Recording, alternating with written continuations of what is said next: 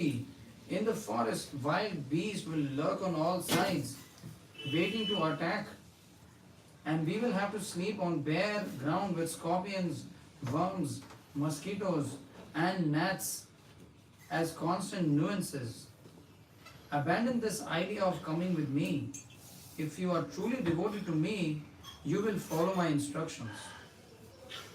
Oh Ram, Sita says, all these hardships will seem like blessings to me. If you protect me, I can tolerate anything. Seeing her determination, Ram finally agrees with her decision. And on his request, Sita gives all her valuable possessions to the Brahmanas and Vaishnavas, and she and Ram go to the forest with Lakshmana. Despite the uncomfortable circumstances, Sita is peaceful. She has followed her pure interior directive, choosing wilderness over civilization, simplicity over opulence, austerity over luxury, and the satisfaction of following her conscience over the distress of being separated from Sri Ram. Sita's harmony with the earth and living beings. Quote, I shall remain happy by gazing at the hills, lakes, and rivers. Unquote. Sita says when convincing Ram to allow her to accompany him. The natural beauty of the forest life, delights Sita, and she feels so cheerful and at home the natural beauty of the forest life delights Sita, and she feels so cheerful and at home there that she seems to prefer it to the complexities of the city. Her silks and gold are gone. She has given up her palace bed, quote, as soft as white as milk foam, unquote, to sleep on fallen leaves. And she no longer dines on variety of delicious foods, but on forest fruits and nuts and greens. Still, she has no regrets. Forest life reveals that Sita has a special connection with the earth, the rivers, and the animals. When the transcendental couple is first crossing the Ganges, at midstream, Sita joins her hands in prayer. Quote, O Mother Ganga, please protect Sri Ram on all sides. May he pass these 14 years without harm. Unquote. When Ravan abducts Sita, she is spirited and clever, although desperate.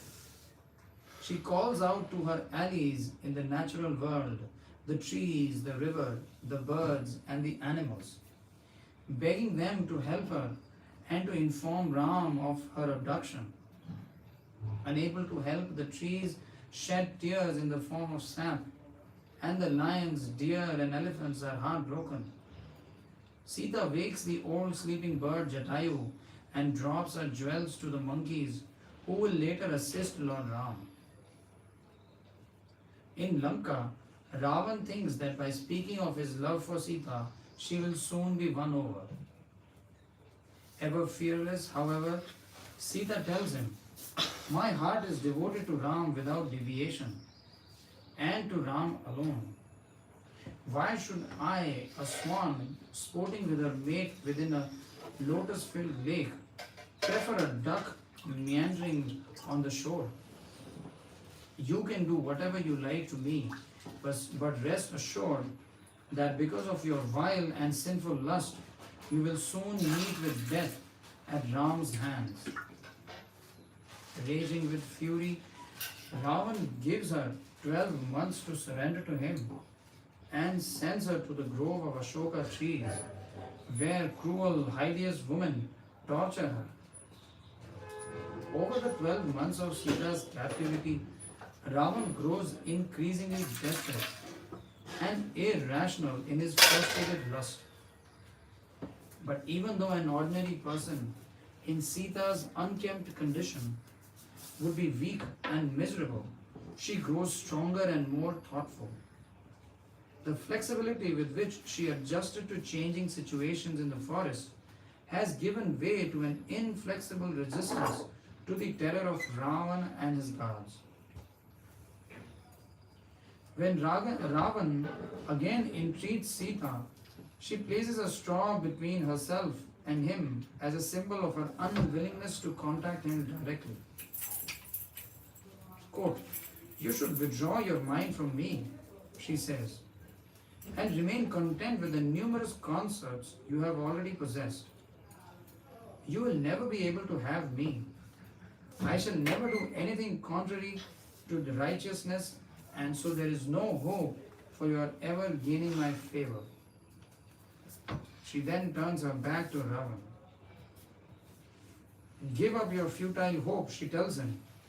"You no more deserve me than a sinful man deserves perfection. Because you are acting perversely, directing yourself away from the path of virtue, you will soon become the cause of destruction of your entire kingdom.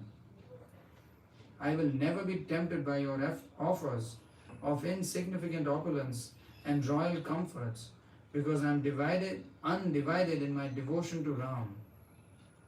I am as inseparable from Ram as sunlight is from the sun." Although apparently helpless and grief-stricken, Sita wins the sympathy of some of the other women Ravan has abducted. In Ravan's absence, they comfort Sita. Also, several of the guards, most notably Trijata, respect and befriend Sita. They instruct the other guards to beg Sita's forgiveness. Sharma, the wife of Vibhishan, Ravana's virtuous brother, also becomes sympathetic to Sita, won over by her virtue. When Hanuman arrives and offers to carry Sita on his back across the ocean, Sita, ever conscious of proper behavior, says, "I have vowed never to touch the body of any man other than Ram. I am already mortified due to being grasped by the sinful Ravan. I could not voluntarily touch any other man, nor could I allow anyone other than Ram to rescue me, thereby diminishing Ram's fame. I therefore prefer to wait for my Lord, confident that he will soon arrive." Hanuman assents to Sita's request, respecting the incomparable chastity for which she is famous. The source of Sita's harmony. Always thinking of Ram within her heart, Sita constantly seeks to reunite with him. Her commitment to him and her constant meditation on him protect her and give her strength to resist Ravana's many advances and allurements. Although Ravana delivers more offers and more threats, Sita's fixed faith and conviction transform her. She grows in strength and calls upon powers she had never used before. Quote, "I would burn you to ashes myself." Are you going good? Hello?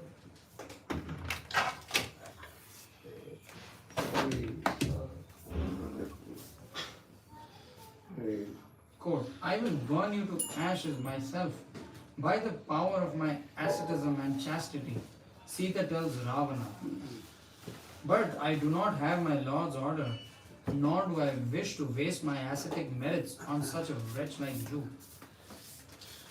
Sita's resistance to Rama's obsession drains him of the powers he won through asceticism.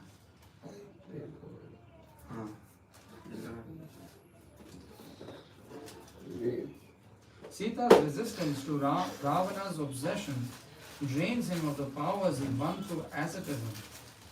Quote, "Thus the soldiers of Lord Ramachandra killed Ravana's soldiers who had lost all good fortune because Ravana had been condemned by the anger of Mother Sita." It's quoted from Srimad Bhagavatam 9.10.20. After Ravana's death, his wife Mandodari says to his stricken body, "O greatly fortunate one, you came under the influence of lusty desires and therefore you could not understand the influence of Mother Sita. Now, because of our curse, you have been reduced to this state, having been killed by Lord Ramachandra. Quoted from Srimad Bhagavatam 9.10.27. The three qualities of Sita Devi reveal her inner harmony. First, Sita's forgiveness.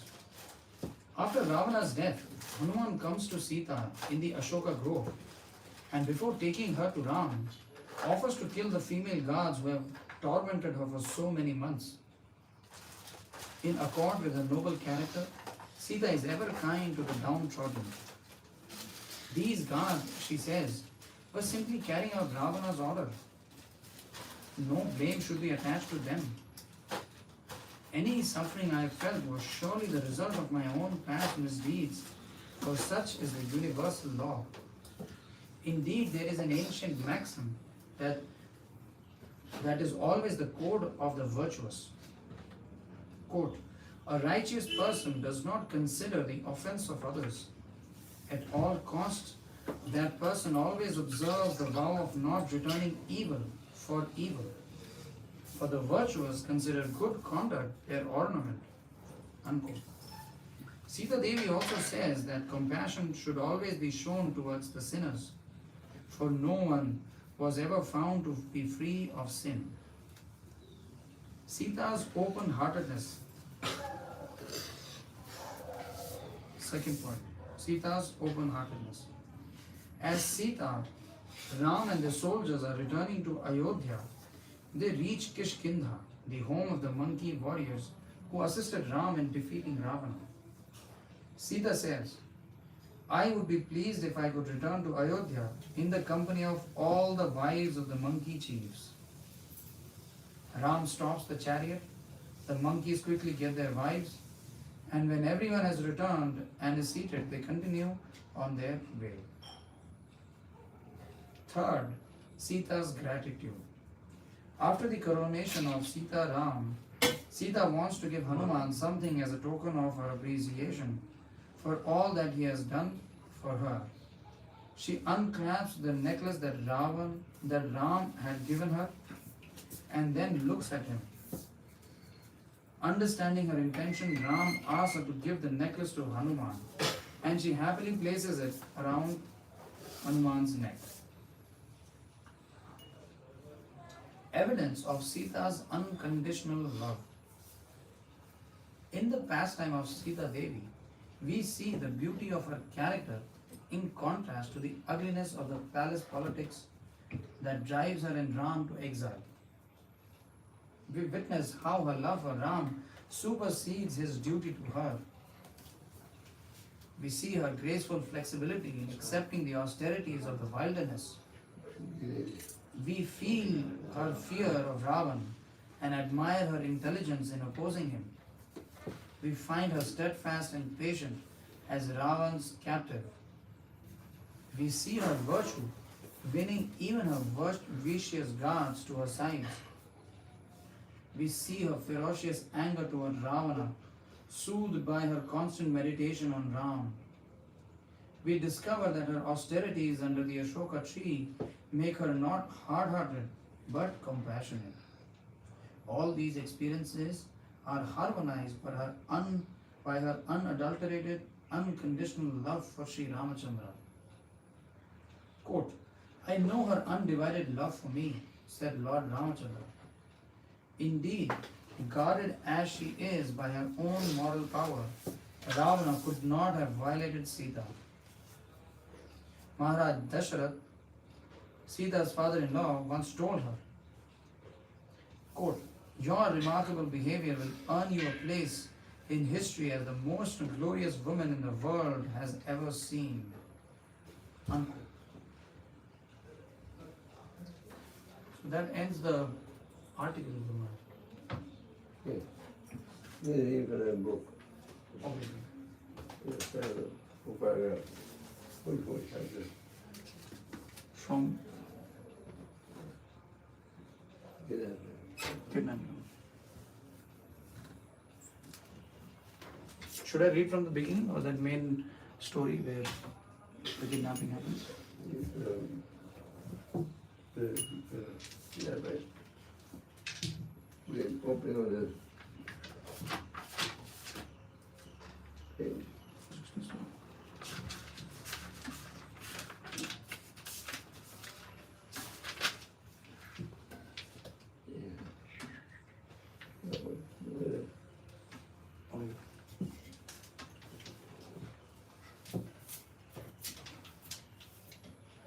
Aranyakana.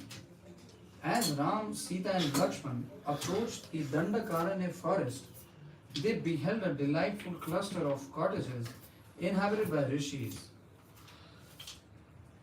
Surrounded by towering trees laden with fruits and flowers, and resounding with the singing of birds and the chanting of Vedic mantras, the ashrama sanctified the hearts of all who beheld it. Kusha grass and garments made of tree bark were spread everywhere, and deer and other wild animals roamed about freely without fear. Ram and Lakshman loosened the strings on their bows and entered the hermitage. The rishis greeted them pleasantly and gave them a suitable grass hut to reside in. Then, after passing the night, Rama took his leave from the sages and ventured even deeper into the forest, with Sita walking in the middle and Lakshmana behind. As they walked along, a gigantic hideous Rakshasa suddenly appeared before them. Clad in a blood-stained tiger skin, he had sunken eyes, long sharp teeth, a jagged jaw, and a large, round, protruding belly. From his spear dangled the heads of 3 lions, 4 tigers, 2 wolves, 10 spotted deer, and an elephant, all dripping with blood. Appearing like death personified, the horrible monster roared ferociously and lunged forward, catching hold of Sita. Then, after quickly retreating some distance, the Rakshasa again roared loudly, "I shall take this woman for my wife and drink the blood of you other two." At this, Rama exclaimed, "Alas, seeing Sita being touched by another is more painful for me than to bear the death of my father." Lakshmana, however, was in no mood for such talk. He reproached Rama, saying, "How can you merely stand here lamenting? Watch me as I kill this Rakshasa and vent the anger I have held towards Bharata for so long." The Rakshasa called out, "Who are you intruding into my forest?" Rama replied, "We are 2 Kshatriyas. Why do you dare obstruct us like this, carrying off my wife?" To this the Rakshasa said, "My name is Virada.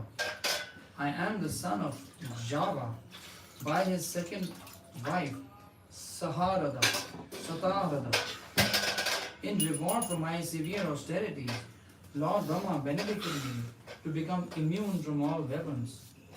Therefore I advise you to run away while you can and leave this lovely woman for me. Otherwise I will be forced to kill you." At that, Rama and Lakshmana quickly took up their swords and rushed at the Rakshasa. However, even though they severely hacked his body, the wounded Rakshasa picked up Ram and Lakshman in his arms and began carrying them away deep into the forest. Upon seeing this, Sita cried out piteously, "Oh Rakshasa, please leave these 2 aside and take me instead." Hearing this, Ram and Lakshmana decided to kill Virada at once. Exhibiting superhuman prowess, Ram broke off the Rakshasa's right arm while Lakshmana wrenched off his left. As Virada fell to the ground, bereft of his senses, Ram and Lakshmana continued to beat him with their fist. However, in spite of being smashed and kicked, the Rakshasa did not die. Seeing this, Rama told Lakshmana, "Since this demon cannot be slain in battle, let us bury him alive, quickly digging a pit while I guard him." As Lakshmana dug, Virada regained consciousness and said to Ram, "I now recognize you. In truth, I am Gandharva Tumburu. Because of lusting after the Apsara Rambha, I was cursed by Kuvera to become a Rakshasa until a time I would be delivered by you. Please bury me in this hole and release me from my curse. Therefore, please go to meet the great Rishi Sarabhanga, who resides 12 miles from here. When you see him, he will give you some very beneficial advice. Lakshmana continued digging while Rama kept his foot on the Rakshasa's neck. Then, when the Lakshmana has finished, Ram threw the screaming demon deep into the hole and quickly covered him with large stones. In this way, Tumburu gave up his Rakshasa body and ascended to heaven, relieved of his curse. Formerly, even great demons like Virada were intelligent enough to understand that they were not the body, but eternal spirit souls transmigrating from one body to another. Today, due to the influence of the age of Kali, even great scholars and religionists cannot understand this truth. In this age, people are short-lived, unintelligent, unfortunate, and not philosophically inclined. Therefore, Lord Chaitanya has shown his special mercy by delivering the easiest and most sublime method of self-realization, the chanting of the Hare Krishna Mahamantra. Hare Krishna, Krishna Krishna, Hare Hare, Hare Rama, Rama Rama, Hare Hare, by which one immediately contacts the Lord and qualifies himself to ascend to the spiritual world and live in eternal bliss with him. Ram, Lakshmana and Sita set out to see the great sage Sarabhanga. As they approached the Rishi's ashram, they were amazed to see King Indra seated upon a celestial chariot whose wheels did not touch the ground. Indra was accompanied by other demigods who were conversing with Sarabhanga, while another celestial chariot drawn by green horses waited in the sky. However, when Indra saw Rama approaching, he told the other demigods, I don't want the Lord to see me yet, but only after he kills Ravana. Indra ascended to the sky on his chariot drawn by 1,000 horses. Having witnessed this wonder, Sita, Ram and Lakshmana quickly went and touched Sarabhanga's feet. Then, after becoming welcomed by the Rishi, Rama said, O foremost of sages, if you are able to discuss the matter, please tell us the purpose of Indra's visit. Sarabhanga replied, Indra came here to take me to Brahmaloka, the destination I have earned by my performance of severe penances. However, I told the King of Heaven that before departing from this world, I wanted to see you, knowing that you are nearby.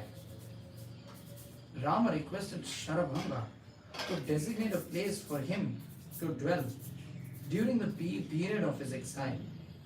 The Rishi replied, O Lord, you should approach the great sage Sutikshana. He will provide you with a suitable residence in a most pleasant portion of the forest. O Rama, as for myself, I have one request I beg you to fulfill. The time has come for me to quit my body. Therefore, I humbly request that I may do so in your presence. Saying this, Sarabhanga built a fire, and when he poured ghee upon it, the fire blazed brightly. Then, while chanting mantras, the Rishi entered the fire, burning his body to ashes.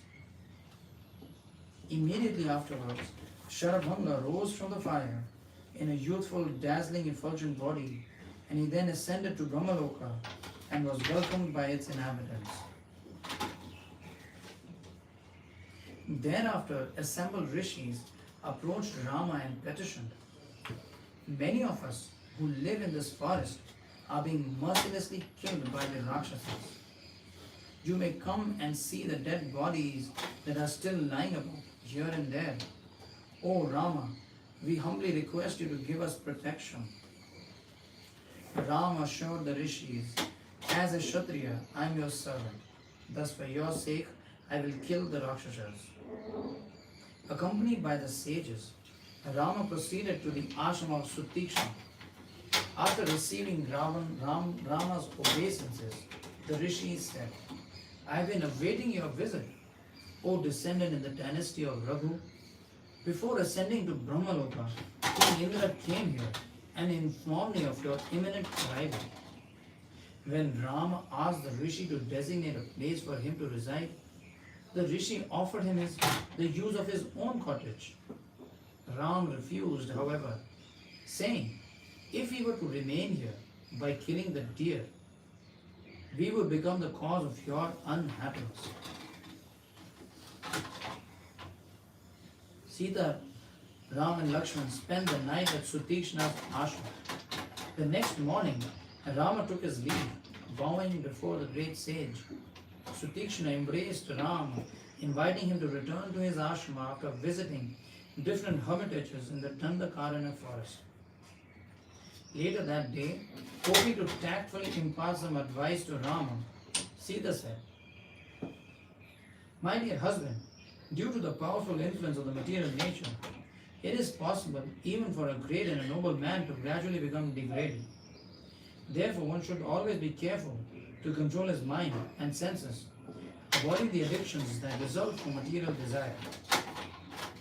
Quote, there are 3 sinful activities that should especially be avoided: false speech, sexual relationship with another's wife, and cruelty towards those who are not inimical. In your character there is no trace of the first 2 faults, for you have never uttered a lie, nor could you think of lusting after another man's wife. However, I see that you take the lives of many innocent animals. Thus I can understand that there is still the contamination of enmity in you. I feel very unhappy when I see how the poor animals are being needlessly killed. My dear Rama, simply by carrying a bow in your hands, you increase the killing propensity. Just as putting fuel too near a fire makes it blaze higher. Please listen as I relate a story in this connection. Once there was a great rishi who performed such powerful austerities that King Indra became afraid of being overthrown. With a desire to obstruct the rishi's advancement, King Indra came before him in the guise of a warrior. Indra handed the Brahmana with a sword and requested, please keep this for me very carefully until I return for it. The rishi consented, and thereafter, remaining true to his vow, he always kept the sword with him, even when he entered the forest to collect fruits and roots.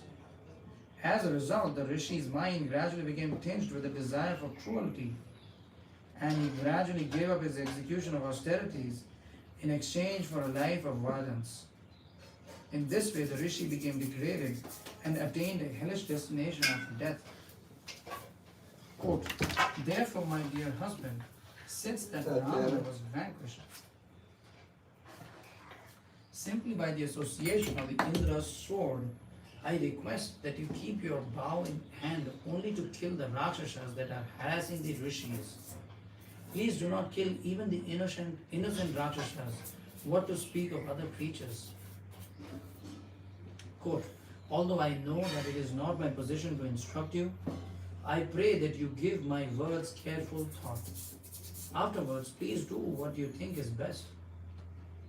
Rama replied, dear Sita, I certainly appreciate your words, which are full of wisdom. I know that it is the only because of love for me that you have thus advised me, thinking only of my welfare. Unless one is dear, he is never given such a frank counsel. O daughter of Janaka, the rishis could easily kill the Rakshasas themselves. However, they do not do so, for it would diminish their stock of acquired ascetic merit.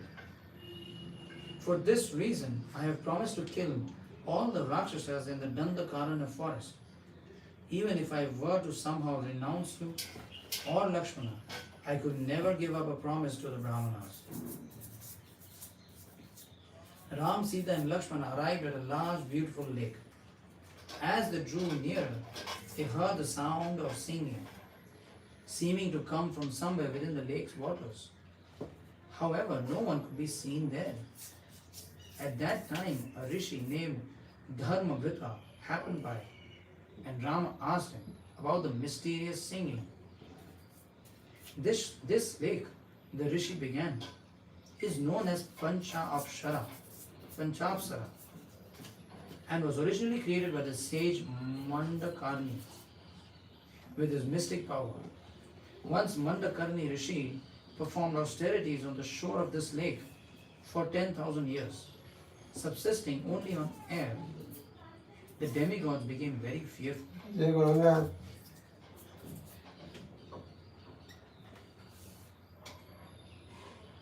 Bố.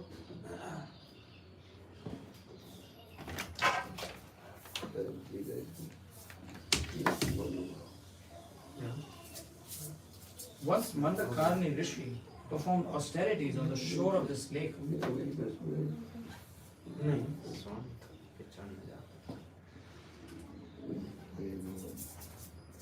Once Mandakarni Rishi performed austerities on the shore of this lake for 10,000 years, subsisting only on air. The demigods became very fearful, thinking the Rishi was desirous of occupying one of their posts. Thus they deputed 5 apsaras to divert Mandakarni from his austerities. The Rishi indeed became captivated by the women and married them all. After this, the Rishi created a secret house within the water and retired there to reside with his wives. The sound you are hearing is the music of the apsaras. Even today, they constantly serve the Rishi who has regained his youth by utilizing his ascetic prowess. Ram, Sita and Lakshmana went on, wandering from ashrama to ashrama within the Dandakaranya forest. They would stay at each hermitage for a week, a month, or longer, sometimes even a year. In this way, 10 years of Ram's exile passed comfortably and contentedly. After this, the 3 wanderers returned to the hermitage of Sutikshna to reside. One day, conversing with Sutikshna, Rama said, I have heard that great sage Agastya lives somewhere in the Dandakaranya, but I could not find him within the vast forest. I would like to offer my respect to the Rishi and receive his blessings. Please direct me to his ashram. After taking direction from Sutikshna, Rama departed, accompanied by Sita and Lakshmana. Rama narrated the following history. Once there were 2 Rakshasa brothers named Vatapi and Ilvala. Ilvala would take the form of a Brahmana and speaking in Sanskrit would invite some real Brahmanas to a memorial ceremony. Before the arrival of the Brahmanas, Ilvala would have with Vatapi to take the form of a ram. Then after cooking his brother, Ilvala would feed him to the invited Brahmanas.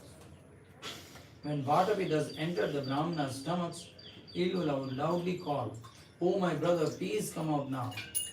Being summoned, Vatapi would tear open Brahmana's stomach and come out, bleating like a ram. In this way, the 2 Rakshasas killed 1,000 of Brahmanas. Finally, at the request of demigods, Agastya Muni went there as an invited guest. Agastya ate Vatapi in the form of a ram, but then when Ilvala called for his brother, and the Rishi informed him that I have already digested Vatapi and sent him to the abode of Yamaraj. When Ilvala heard this, he tried to attack Agastya in a fit of rage. However, the Rishi burnt him to ashes with his angry glance. Thereafter, because the Rakshasas feared Agastya Muni, his ashrama remained free from the attack. When Rama entered Agastya Rishi's ashram, sitting places were prepared and they were provided with a suitable welcome. After finishing their meal, Agastya presented Rama with a bow of Vishnu that had been constructed by Vishwakarma. along with 2 inexhaustible quivers from Lord Indra, an infallible arrow, and a gold inlaid sword from Lord Brahma. Then turning to Sita, Agastya praised her, saying that you have earned eternal glory by voluntarily accepting such hardship for the sake of your husband. This is especially meritorious since it has been the nature of women since the dawn of creation to love a man only for as long as he is prosperous. Thereafter, Ram asked Agastya to suggest a place for his residence.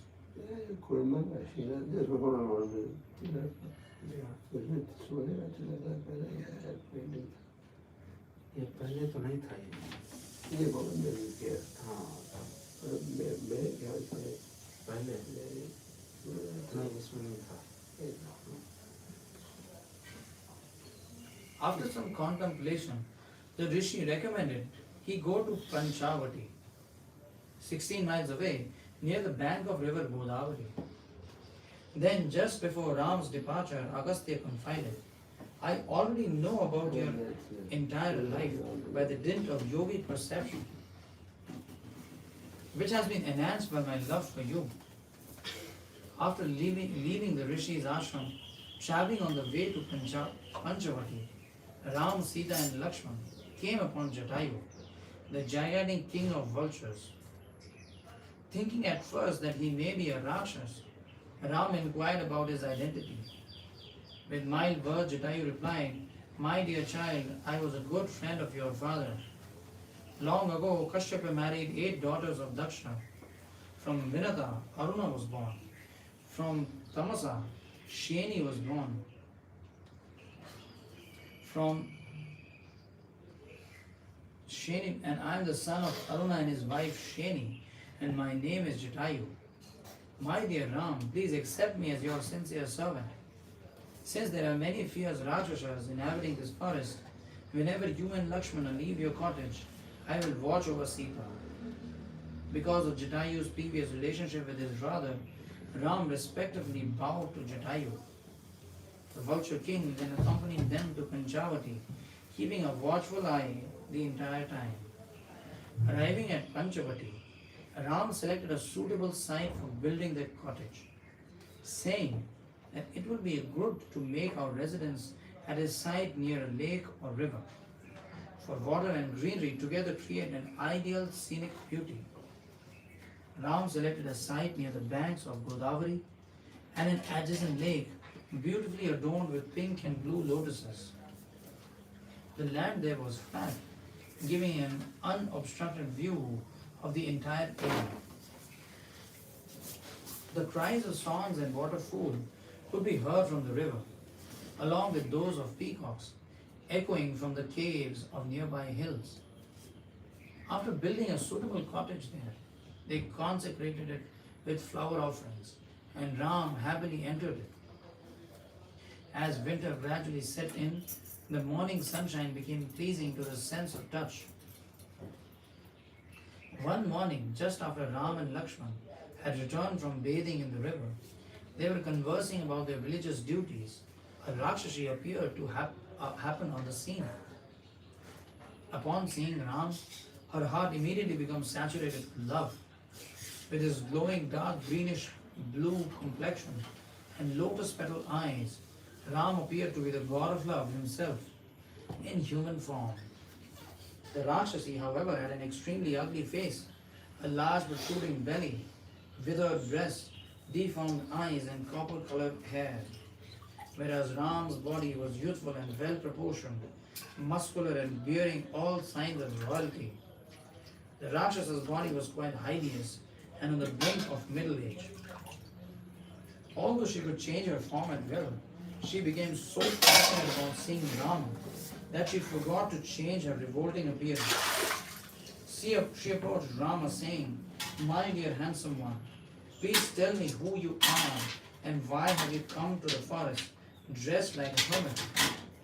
Indeed, you are dressed in a garb of an ascetic and you are wearing matted locks of hair. था ये पहले से था पहले से था. Yet you are wielding a bow and keeping a woman. Why have you come to this Rakshasa-invested region? Please tell me who you are, and I will fulfill all your desires. In reply, Ram briefly explained the incidents leading to his exile, and he asked the Rakshasi who she was. The love-stricken demoness replied, "Hear the real truth, O lotus-eyed one. My name is Shurpanakha, the sister of Ravana, Kumbhakarna, Vibhishana, Khara and Dushana. I live in this forest and strike fear into the hearts of all creatures. Although my brothers are powerful, I surpass them all. I must frankly say, I have become overwhelmed with love for you. My mind is made up to have you as my husband. Give up your ugly, deformed wife, for she is not worthy of a great hero like yourself. I am very powerful, and I can travel at will. Thus, I am a suitable partner for you. First, though, I will devour your flat-bellied Sita and your brother Lakshmana. Then we will be free to rebel together in the hills and valleys of beautiful Dandakaranya forest." As the Rakshasi looked upon him with love-filled eyes, Ram laughed heartily at her proposal. Ram then jokingly said, "I am already a married man. Certainly a young and a beautiful girl like you could not tolerate living with a co-wife. My brother, however, who is an ever greater hero than myself, is without a wife. Therefore I suggest that you marry him." Shurpanakha took Ram's words seriously and left his side to face Lakshmana. Saturated with lusty desires, she said, "My dear handsome hero, you are indeed even more powerful and attractive than your brother. Therefore I consider you to be even more suitable for me. Come, make me your wife, and we shall roam together through the forest, enjoying conjugal bliss." Lakshmana smilingly replied, "O soft-skinned and lofty-limbed lady, you should know that I am simply the servant of my elder brother. Thus, if you were to marry me, it would mean that you would be no better than his maidservant. I think you would be much better off by becoming Rama's second wife. For in time he will surely discard the aging, misshapen Sita and accept you alone. You have such a lovely face, always adorned with sweet smiles. Your ample breast, slender waist, and wide hips will make a man forget all other women. Who could resist you? Marry Ram and he will cast aside his ugly wife." Shurpanakha was too simple-minded to understand that Ram and Lakshmana were joking with her. Thus she again turned to Ram, saying, "You are overly attached to that ugly Sita. Thus I will eat her up at once and forcibly take you as my husband." Saying this, Shurpanakha rushed at Sita. However, Ram checked her, telling Lakshmana, "You should not joke with this Rakshasi in a way that endangers Sita. Now disfigure her in a way that will teach her a lesson." Upon Ram's order, Lakshmana drew his sword, swiftly slicing out Shurpanakha's nose and ears as his elder brother looked on. Shurpanakha screamed in agony. Bleeding profusely, she fled into the forest. She quickly went into Janasthan, where her brother Khara lived, with many other Rakshasas. Frightened and smeared with blood, Shurpanakha threw herself at her brother's feet, weeping bitterly. Then, as Khara looked on, his sister coherently tried to explain what had happened. Seeing his sister disfigured, Khara's heart became filled with horror and rage. Breathing like a trampled snake, Khara said, "Oh sister, please get up and calm yourself. Compose yourself so you can clearly tell me what has happened to you.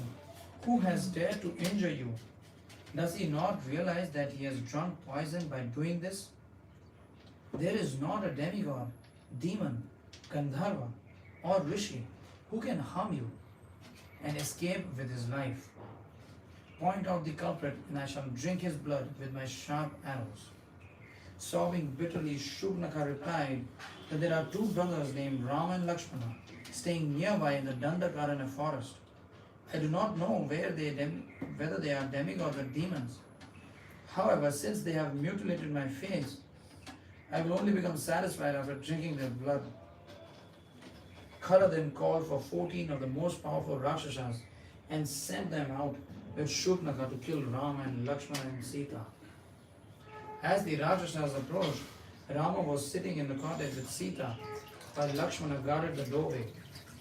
Seeing the hideous man-eaters, Rama ordered Lakshmana, "Stay here with Sita while I fight these Rakshasas." Rama then called out to the Rakshasas, "We have come to this forest at the request of the Rishis to seek our protection from your atrocities. We are living a life of austerity, eating only fruits and roots. Why have you come here to disturb us? Turn back now, if you at all value your life." Surprised at being challenged so courageously, the Rakshasas stared at Ram with blood-red eyes, saying, "Our master Khara is very angry with you and has ordered us to kill you. How can you hope to fight with so many of us? In a moment we shall crush you with our weapons and you shall be dead." The Rakshasas rushed at Rama with uplifted weapons. However, with 14 arrows, Rama cut their weapons to pieces. With 14 more, he pierced their hearts. Thus, like trees whose trunks had been severed, the Rakshasas fell to ground, dead, bathed in their own blood. Shaking with fear, Shupnaka fled back to her brother's abode and informed him of the slaughter. "You tried to comfort me by sending these Rakshasas to kill Rama and Lakshmana, but they have killed all the Rakshasas with ease. Now you must go yourself to kill Rama and Lakshmana. If you do not gain revenge for what they have done to me, then I will give up my life out of shame." Saying this, Shupnaka fell to the ground, overwhelmed with grief, and began beating her belly, bursting into tears.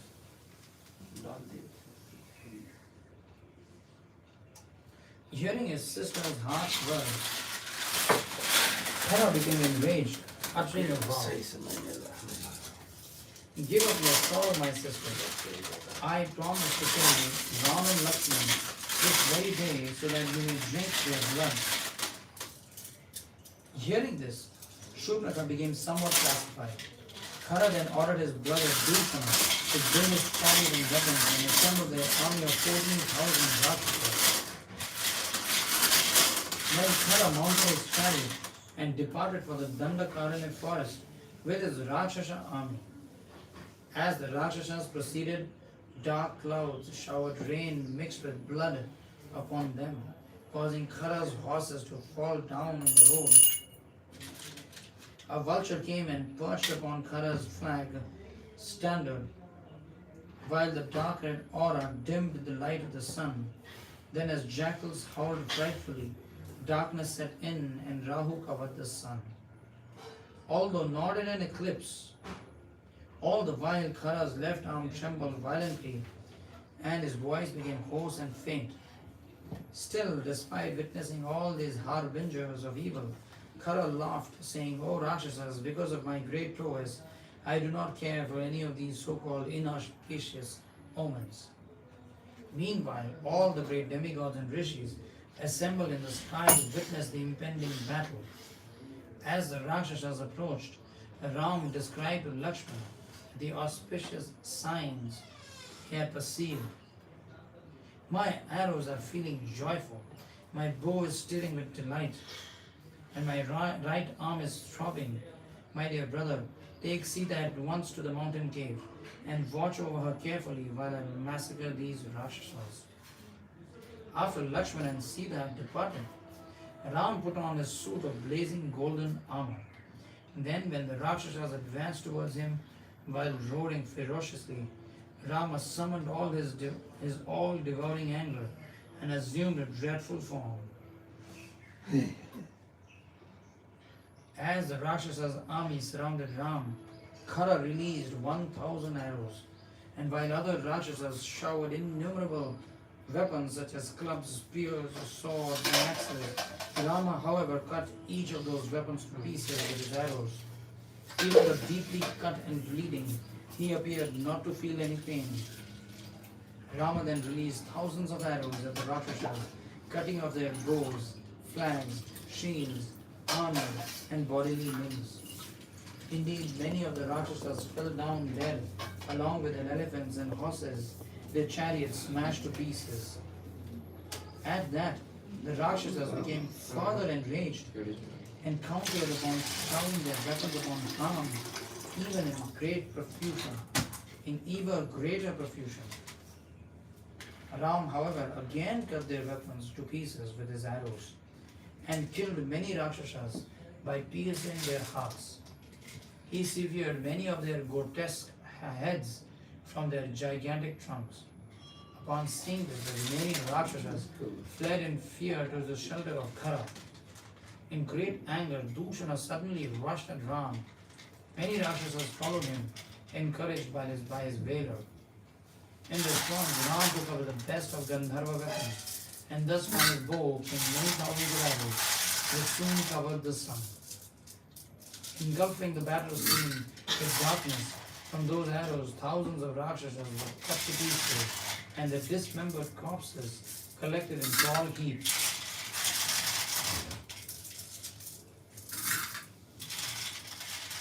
Dushana then rallied his army, urging the remaining 5,000 Rakshasas to attack Rama. In the fight that ensued, Dushana fought heroically, and when Ram saw that the brother of Khara successfully counteracted his arrows, he became extremely angry. Taking up a blazing arrow, Rama cut Dushana's bow in half. Then with 4 more arrows, he killed the Rakshas's horses. With another arrow, Ram severed the head of Dushana's driver, and with 3 more arrows, he pierced the Rakshasa's chest. Although in great pain, Dushana jumped down from his disabled chariot and took up a spiked club. He then rushed headlong towards Rama, intent on killing him. However, with just 2 arrows, Rama quickly severed Dushana's arm, and then firing one more, he killed the terrible Rakshasa. Seeing Dushana fall, and the remainder of his army rushed towards Rama, seeking revenge. Working at the speed of mind, Ram released 5,000 arrows in a steady stream, like so many blazing meteors.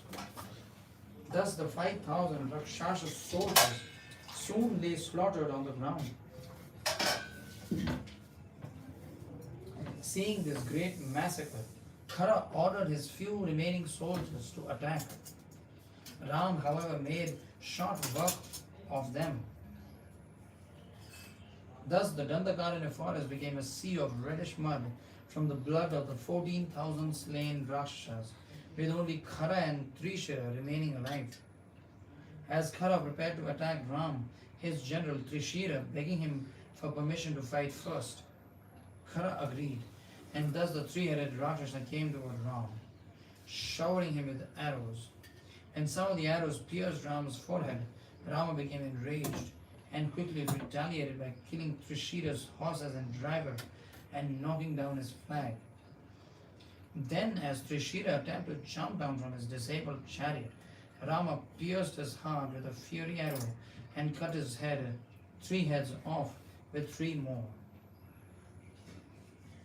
Khara rallied the few remaining Rakshasas that had survived and fearfully attacked Rama. During the fierce duel that ensued, the streams of arrows were so completely covered the sky that the sun became invisible. Then, bringing his chariot close by, Khara dexterously cut Rama's bow in 2. Next, Khara released 1,000 arrows that shattered Rama's armor, which fell to ground in pieces. Seeing his arms were deeply cut, Rama calmly struck the bow of Lord Vishnu.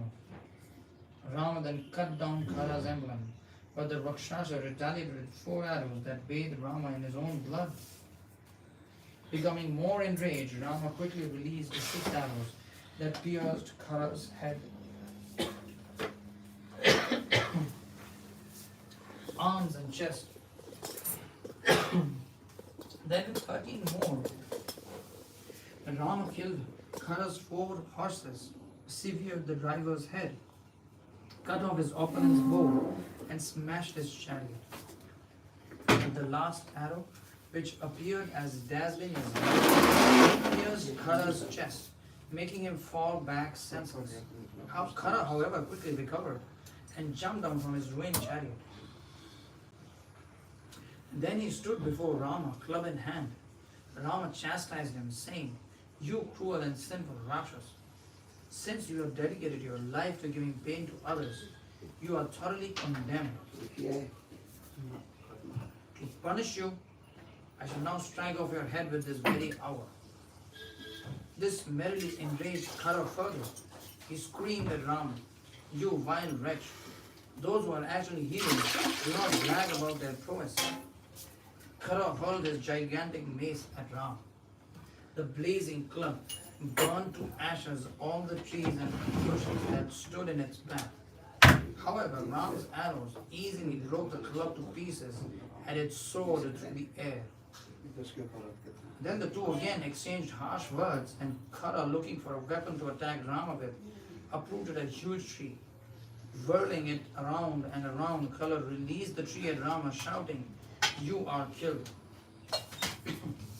Rama, however, easily cut the tree to pieces. Then, desiring to end the battle, Rama released 1,000 arrows with blood, 1,000 arrows. With blood flowing from nearly every pore of his body, Khara made a final rush towards Ram, and as he did, Rama selected a blazing arrow, which entered Khara's chest and bursted into flames. Finally, the Rakshasa fell to the ground, dead. The demigods became overjoyed, witnessing Rama's victory from their airplanes in the sky. As they beat on drums and showered flowers, the demigods glorified Ram for his astounding feat of killing all the Rakshasas single-handedly in such a short time.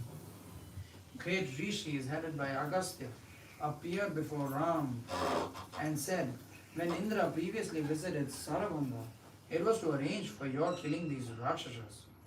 That is why the Rishi advised you to dwell in this region." Thereafter, Sita and Lakshmana came out from the cave where they were sheltered in, and upon seeing Rama safe and sound, Sita ran to embrace him with great joy. One Rakshasa named Akampana, who had somehow escaped the massacre, went to Ravana's abode in Lanka and informed Ravana about the death of his 2 brothers. Upon hearing this news, Ravana became red with rage, shouting, "Who dares to offend me in this way?" Bringing about his own death, no one can save him now, not even Indra, Yamaraj or Vishnu. Tell me at once who has dared to make me so angry. Fearful of Ravana's wrath, Akampana begged Ravana, "My dear Lord, I shall gladly answer your questions. However, please promise that you will not become angry towards me for my truthful speech." Thus, after gaining Ravana's assurance, Akampana explained, quote, "The 14,000 Rakshasas, including your 2 brothers, were killed by a human being named Ram, the son of King Dasharatha." Ravana then inquired, "Was this Ram accompanied by all the demigods?" Akampana said, "Oh no, my lord. This Ram killed all the Rakshasas single-handed, without even taking his help from his younger brother. Indeed, Rama is so powerful that he accompanied this whole awesome task in a very short time, less than 2 hours. No one could stand before Rama, and when he became enraged, it appeared as if the entire universe would be destroyed." Ravana angrily declared, "I shall go to Janasthana at once and kill this Rama and Lakshmana. Then we will see what kind of heroes they really are." But Akampana warned Ravana, "Please do not act hastily, underestimating the power of Rama. He is capable of annihilating the entire universe and again recreating it. Even if the demigods and demons all combine together, I do not think they could kill Ram. Therefore, O Lord, I do not consider attacking him with force. There is, however, another way that I can think to provide the means for Ram's death." The wife of Ram named Sita is incomparably beautiful, with a face that is lovelier and fairer than thousands of moons. Indeed, she is the very emblem of feminative attractiveness and the perfection of womanly chastity and behavior. I think that without Sita, Ram could not bear to live. Therefore, I suggest that you go and kidnap her. Ravana immediately liked this idea, and after reflecting momentarily, he responded, "Your suggestion is brilliant. I shall go to Panchavati tomorrow on my chariot and carry Sita away by force with great pleasure." After dismissing Agambana, Ravana went to the hermitage of Tataka's son, Maricha. After receiving Ravana with great respect and washing his feet, Maricha inquired, "O Lord of the Rakshasas, your surprise visit here fills my mind with mystery. I know that you have not come personally unless your matters are the most important." Ravana replied, "You are certainly correct. A human being named Rama has completely annihilated my army of Rakshasas posted at Janasthan. Rama, my brother Lakshmana, disfigured my sister Shuknaka, causing Khara and Dushana to retaliate. I considered my two brothers invincible, but they have been slain along with other soldiers. I need your help, Maricha, because I plan to kidnap Rama's wife Sita." With great shock and horror, Maricha responded, "Whoever has given you this idea is your worst enemy in the guise of a friend. O Ravana, if you try to carry out this foolish plan, it will only result in your destruction. For Rama has inconceivable prowess on the level of Lord Vishnu himself. Rama is like a fathomless ocean. Crocodiles are his bow, and whirlpools are his mighty arms. Releasing of his arrows is like a constant flowing of waves, and the span of the ocean from shore to shore is the battlefield." Stop here.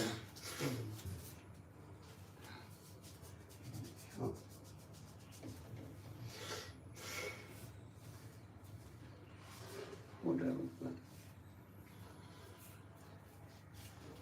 There you go.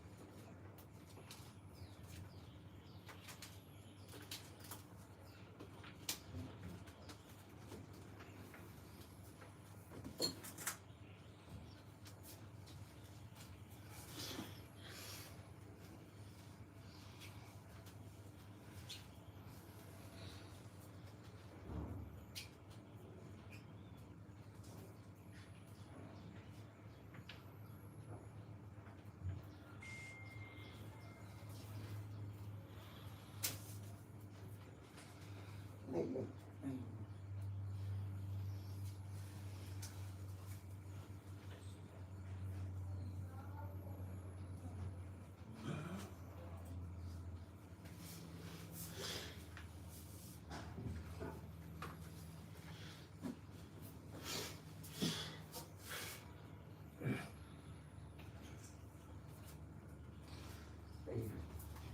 I get a lot of free time these days because my service is not all day long.